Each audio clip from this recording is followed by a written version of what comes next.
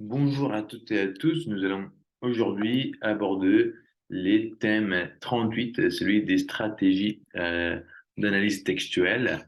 Donc, pour ce faire, dans les stratégies d'analyse du texte ou textuel, je vais vous présenter ces diaporamas. Donc, dans le sommaire, nous avons comme toujours une petite introduction. Et après, on va diviser en trois grandes parties, ou pourquoi pas deux grandes parties et une partie finale. Ce serait donc d'abord les stratégies d'après Jean-Michel Adam et puis d'après Sophie Moirand. Donc, pour Jean-Michel Adam, ça correspond au plan d'organisation textuelle dont nous avons parlé dans les thèmes 30 au 34 et 34. Et puis pour Sophie Moirand, nous en avons déjà parlé, surtout dans les blocs de communication du thème 1 à 8 à peu près, dans ce qui correspond au plan situationnel. Et puis l'approche globale et la conclusion. Donc, je vais recommencer par une petite citation qui est, que l'on va prêter à l'écrivaine et professeure Caroline Sarrou, qui dit: Une explication des textes est, en quelque sorte, une dissertation à l'envers. Étant donné que lorsqu'on fait une dissertation, on met d'abord une hypothèse et on essaye de voir si cette hypothèse est vraie ou fausse. Ici, ce qu'on a déjà, c'est la thèse. On part de la thèse qui est le texte et on doit voir la problématique. Donc, c'est un peu les chemins à l'envers, le chemin inverse. Et ceci nous donne aussi, ce thème est important car l'homme a toujours eu besoin de systématiser, de tout catégoriser et de trouver des stratégies les plus scientifiques que possible pour mieux systématiser et catégoriser le monde qui l'entoure. Et l'importance qu'ont eu les deux linguistes, d'abord Jean-Michel Adam et puis Sophie Moirand, même si l'ordre n'est pas assez chronologique, car Sophie Moirand a publié en 82 et Jean-Michel Adam, il s'était autocorrigé en 97. Mais bon, ceci dit, nous devons passer donc au plan d'organisation textuelle. Vous connaissez déjà, je vais mettre ici en bas, l'organisation textuelle pour Jean-Michel Adam, elle est composée sur deux axes qui à la fois étaient le premier divisé sur trois axes et le deuxième sur deux, ou en deux. Donc, pour l'organisation pragmatique, il y a la visée locutoire, le repérage énonciatif et la sémantique. Et dans le champ de l'organisation textuelle, on va parler de la connexité et de la séquenciation. D'abord, l'approche pragmatique, c'est quoi? Eh ben, en fait, c'est que cela fonctionne, ça doit fonctionner. Et mais il y a aussi une visée, donc, et c'est une visée illocutoire. Donc, ça nous rappelle les actes locutoires, la théorie des actes locutoires d'Austin, qui a été après développée plus profondément par Searle, les philosophes anglais et américains, qui nous donnait donc d'abord les trois actes. L'acte locutif, c'est ce que je dis. Et l'acte illocutif, ce que je veux dire, on va dire l'intention que je projette dans mon message. Et l'acte perlocutif, c'est l'accomplissement ou pas de mon acte ou de mon intention. L'intention et l'interprétation. Donc ici, dans l'approche pragmatique, il faut tenir compte de l'intention. Donc la visée illocutoire, c'est l'intention que l'on veut causer, que l'on veut créer chez notre interlocuteur, mais aussi l'interprétation qu'il va donc interpréter, ce qu'il va saisir mes intentions, est-ce qu'il va saisir pas mon message, mais ce que je veux dire avec mon message. Pour mieux expliciter ça, on peut aller sur l'exemple de Stroisson qui nous donnait cette phrase pour après la comprendre dans trois niveaux de signification qui étaient: le président a dit que l'âge idéal pour ce poste est de 50 ans. Donc, on a d'abord un premier niveau de signification qui serait les niveaux linguistiques, c'est-à-dire comprendre l'énoncé tel qu'il est, d'accord? C'est quoi un président? C'est quoi un poste? OK. Après, les niveaux référentiels, où l'on va comprendre quelques petites choses comme qui est le président ou le président de quoi et c'est quoi le poste dont il parle. Et puis, dans un niveau de signification complet, on va comprendre que le président que l'on connaît, il a déjà quelqu'un en tête dont il parlait et qui aurait un âge de 50 ans et qui va se postuler ou candidater pour ce poste dont il parle aussi. Voilà donc ce qui seraient les trois niveaux de signification d'une approche pragmatique. Après, on devrait parler des autres quatre approches. Donc, l'approche énonciative, où l'on a, comme toujours, les indiciels et les modalités. Et il faut dire ici, dans l'approche énonciative, que cela a été aussi énoncé d'abord par Benveniste. Et donc, il y avait les indiciels, je, tu, ici, maintenant. Ce qui se passe sur cet axe, c'est par exemple la conversation, la discussion normale, dialogique. Quand je parle, ça va? Oui, ça va. Qu'est-ce que tu fais? Bah, je vais acheter je sais pas, des oranges. Ok, bah, vas-y, au revoir. Ça, c'est une conversation où il y a un je, un tu, un ici et un maintenant.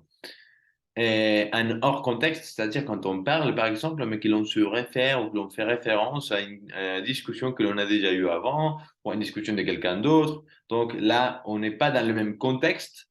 On parle de quelque chose d'autre. C'est par exemple la plupart des romans. Voilà, donc on est hors contexte. Notre contexte n'est pas le même de la situation que celui de notre situation de communication, car on parle d'une autre chose qui est hors de notre situation.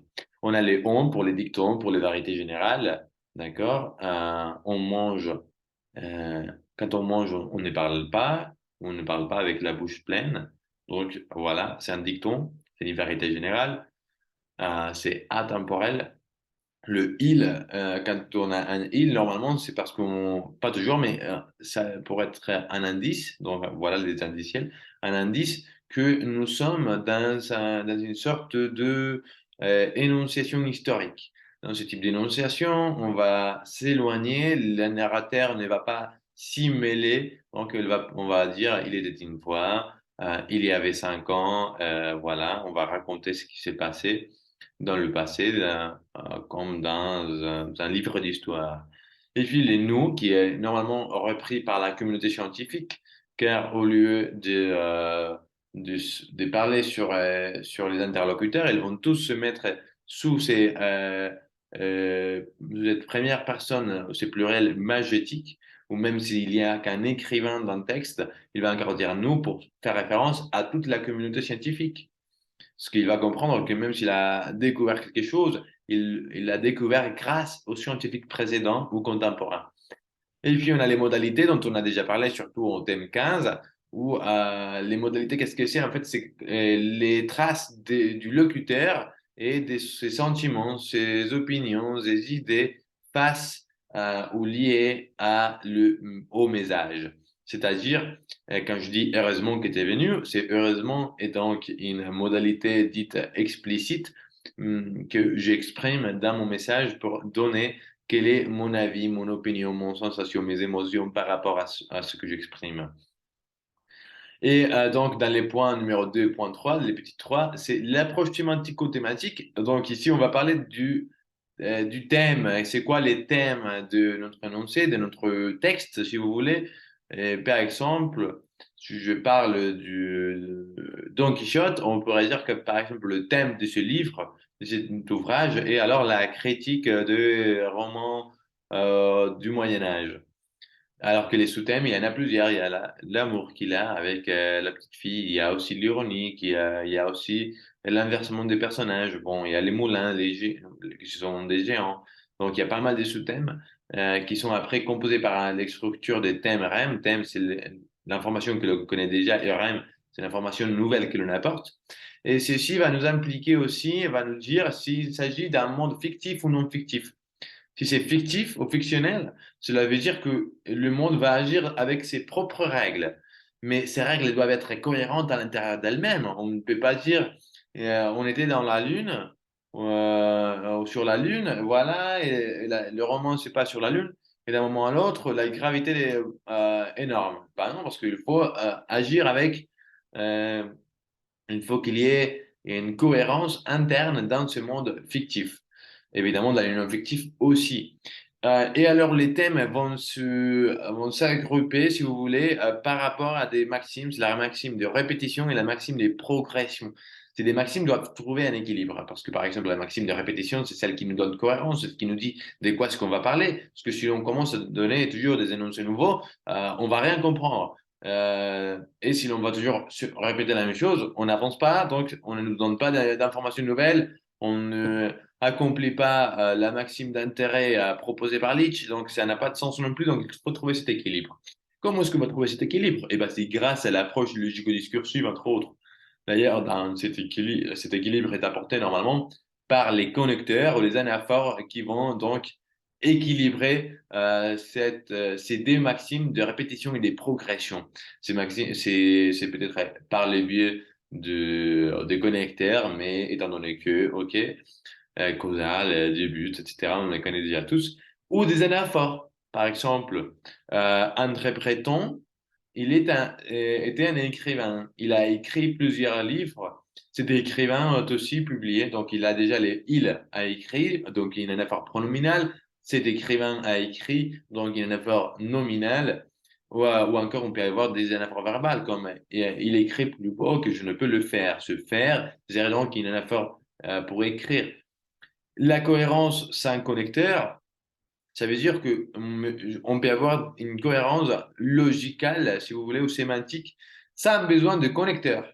Donc, par exemple, j'ai beaucoup travaillé, je suis très fatigué. Il n'y a pas de connecteur, mais c'est évident qu'il y a une cohérence parce que, comme, étant donné que j'ai beaucoup travaillé, maintenant je suis très fatigué. Mais on peut même avoir le contraire, c'est-à-dire l'incohérence avec connecteur. C'est le cas de Pierre a 64 ans, mais Marie adore le chocolat. Ça n'a pas de sens, d'accord? Donc, il n'y a pas de cohérence avec un énoncé et l'autre, même s'il y a un connecteur. L'approche séquentielle, on peut avoir toujours des connecteurs qui ne sont. Ça peut arriver aussi quand les connecteurs ne sont donc bien employés. Et après, on a l'approche séquentielle où l'on va donc donner, on va d'abord parler l'importance de la séquence phase de texte parce que il n'y a pas de texte pur, c'est très rare. Et la structure doit correspondre au but du locuteur. C'est-à-dire, si l'on veut expliquer, on doit formuler donc une problématique, formuler notre explication et puis mettre une conclusion. Par exemple, c'est la structure classique du texte explicatif. Si l'on veut décrire, on va donc suivre la structure du texte descriptif et ainsi de suite avec les autres trois types de textes. Et puis, il y a Sophie Moiran qui arrive avec ses apports et qui va nous donner donc l'importance de l'approche situationnelle. Pour elle, la situation des communications, elle est extrêmement importante et elle la décrit en tant que telle. Évidemment, c'est rôle de la situation de communication, c'est parce que elle sait que la situation de communication va tout changer, va changer nos comportements et nos choix langagés. C'est pas la même chose quand on parle dans un bureau et quand on parle dans un bistrot. Même si on parle avec la même personne, c'est pas le même cas. C'est la même chose pour la relation des interlocuteurs. Donc, si les interlocuteurs changent, même s'ils sont dans une même situation de communication au bureau, c'est pas la même chose si nous sommes cousins et que l'on travaille dans une entreprise que si moi je parle avec mon chef, mon boss qui vient de m'employer, vient de m'embaucher, donc je n'ai pas encore de confiance avec lui. Je vais évidemment vous voyez cette personne-là, même dans l'intérieur d'un même euh, une même situation. Il y a aussi, pour Sophie Moiron, ce qui est très important, c'est les statuts, les groupes d'appartenance de ces interlocuteurs. Attention, ces statuts ne sont pas fixes, étant donné que moi, par exemple, je peux être les plus petits salariés d'une grande entreprise. Donc, dans ce milieu-là, j'appartiens au groupe des salariés, j'appartiens au groupe des travailleurs, d'accord, des ouvriers. Alors que quand je rentre à la maison, c'est moi le chef, c'est moi le patron, c'est moi et les plus vieux, donc c'est moi qui va donc commander à la maison. Donc ces statuts et ces groupes d'appartenance peuvent changer. Même on peut faire genre que l'on appartient à notre groupe, mais bon, ça c'est toute une autre histoire.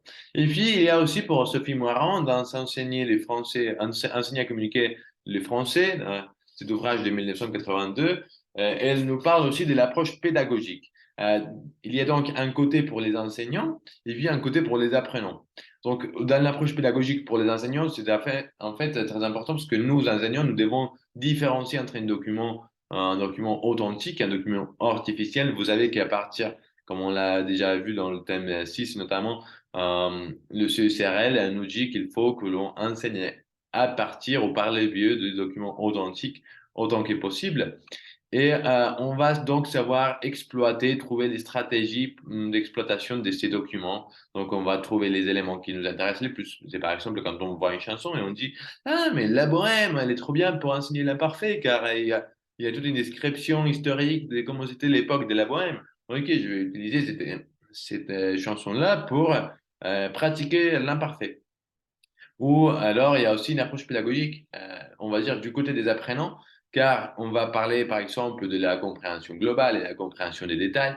Les icônes, d'accord, l'importance des icônes, évidemment, quand on parle d'un document ou d'un texte, normalement, c'est pas, comme vous le savez, c'est pas un texte plein. Il y a des titres qui sont en gras, il y a des différentes structures, il y a parfois des photos. Donc, même le style de la page dans laquelle il est inscrit, est-ce que c'est une page qui est dans un papier des journaux ou est-ce que c'est une page d'une méthode? Donc, tout cela va évidemment donner des informations et cela va permettre aux apprenants de développer certaines stratégies. Même dans un texte que l'on ne connaît pas, dont on ne connaît pas la langue, on est capable d'appliquer, donc d'employer ces stratégies euh, pour mieux comprendre ou pour essayer de comprendre notre texte.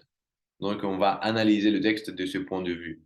Donc, d'abord une compréhension globale et puis une compréhension des détails avec les mots qui sont en gras, qui sont peut-être les plus pertinents, etc. Donc, dans cette approche globale, comme je viens de dire, on pourrait aussi la mettre un peu à part, car ce serait un peu la combinaison de toutes les approches ci-dessus. Elle est la plus utile pour l'apprenant, car l'apprenant, ce qu'on veut de lui, surtout dans les niveaux les plus bas, c'est d'essayer de comprendre le général, même dans les niveaux les plus hauts aussi, hein. Donc, on essaie de trouver qu'il comprenne l'énoncé global. Il y a aussi évidemment l'importance des détails, mais au début, quand on lui présente quelque chose et qu'ils ont des textes très courts, on essaie de comprendre le global. Il s'agit de quoi? Ça, c'est ce qui va enrichir et motiver notre élève. Donc, c'est pourquoi cette approche s'avère vraiment relevante. Et elle peut se faire dans une langue étrangère que l'on ne connaît pas, comme je viens de dire. Si je vous présente un texte, par exemple, un menu de restaurant hongréen, vous allez un peu comprendre qu'il s'agit d'un menu, d'accord, des formules, qu'il va y avoir des formules, qu'il va y avoir les entrées, les plats, etc. Grâce aux photos, grâce à la situation de communication parfois. Donc, grâce à tout ça, on sait qu'il s'agit d'un menu. Voilà donc pourquoi cette approche elle est nécessaire et elle est presque implicite quand on lit quelque chose, surtout quand on lit par plaisir et pas par imposition. Et puis dans la conclusion, il faut dire que ces compétences, on les a déjà en langue maternelle et qu'on doit les employer donc maintenant en langue étrangère et qu'elles s'avèrent très importantes pour les apprenants et les profs, car cela permet donc pour les profs d'avoir euh, de pouvoir faire des analyses des documents qu'il va présenter en cours et même des productions écrites des apprenants. Il va pouvoir donc tenir compte de la cohérence interne, par exemple sémanticologique, euh, ou par exemple de la logico-discursive. Est-ce que c'est bien, est-ce qu'il y a bien des connecteurs ou pas? Donc, toutes ces approches-là vont aider le prof, surtout dans ce qui est, par exemple, l'évaluation c'est d'ailleurs comment ça se passe en école des langues. Voilà donc le thème 38. J'espère que vous n'avez pas de commentaires ou de questions. Si vous en avez, n'hésitez pas à m'en laisser une ou un dans les commentaires. Et je vous vois dans les prochains thèmes. À tout de suite. Au revoir.